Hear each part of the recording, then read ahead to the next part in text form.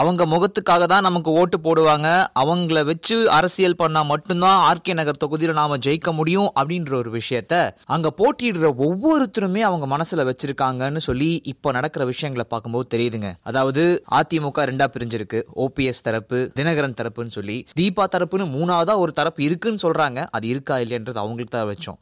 இப்ப என்ன நடந்திருக்குன்னு கேட்டீங்கன்னா, முன்னாள் அமைச்சர் மாஃபா பாண்டியராஜன் இருக்கார் இல்லையா, அவரு தன்னோட பிரச்சார ஊர்தி முன்னாடி ராஜாஜி ஹால்ல எப்படி முன்னாள் முதல்வர் ஜெயலலிதா அவர்களோட உடல் வைக்கப்பட்டிருந்துச்சோ, ஒரு கண்ணாடி பேழையில அவங்க மேல தேசிய கொடி போத்தப்பட்டு அவங்களோட உடல் வச்சிருந்தாங்க இல்லையா, அதே மாதிரி ஒரு மாடலை உருவாக்கி அவங்களோட ஜீப்புக்கு முன்னாடி அதை வச்சுக்கிட்டு ஆர்கே நகர் தொகுதியில் பிரச்சாரத்தில் ஈடுபட்டிருந்தாங்க. இது நீங்க ஃபேஸ்புக்கில் ட்விட்டர்லாம் கூட ஒரு போட்டோஸா பரவி இருந்துச்சு, நீங்க பார்த்திருக்க வாய்ப்பு இருக்குது. இது பத்தி தினகரன் அவர்கள் தேர்தல் ஆணையத்துக்கிட்ட கம்ப்ளைண்ட் கொடுத்திருந்தார். இந்த மாதிரி இவங்க பிரச்சாரம் பண்றாங்க, இது ரொம்ப ரொம்ப தப்பு, இது நீங்க தடை செய்யணும்னு சொல்லி கேட்க, தேர்தல் ஆணையம் என்ன சொன்னாங்கன்னா, நீங்க தேசிய கொடியை பயன்படுத்துறீங்க, அது தப்பு, சோ இந்த மாதிரி செய்யாதீங்கன்னு சொல்லி தடை உத்தரவு போட்டிருக்கு.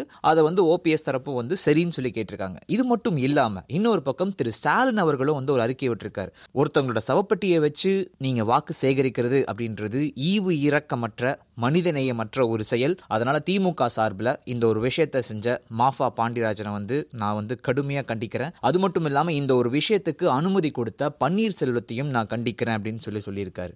இது ஒரு பக்கம் இருக்க, இதய தெய்வம் அம்மான்னு சொல்லி வார்த்தைக்கு 100 தரம் சொல்ற திரு பன்னீர்செல்வம் அவர்கள் தற்போதைக்கு தன்னோட சுய லாபத்துக்காக தான் இந்த மாதிரி ஒரு விஷயத்தை செஞ்சிருக்கார் அப்படின்னு சொல்லி திரு ஸ்டாலின் அவர்கள் சொல்லியிருக்காருங்க. எது எப்படி இருந்தாலும் இந்த ஒரு விஷயம் பல தரப்பட்ட மக்கள் கிட்ட ஒரு கெட்ட பேரை உருவாக்கி இருக்கு ஓபிஎஸ் தரப்புக்குன்னு தான் சொல்லணும்.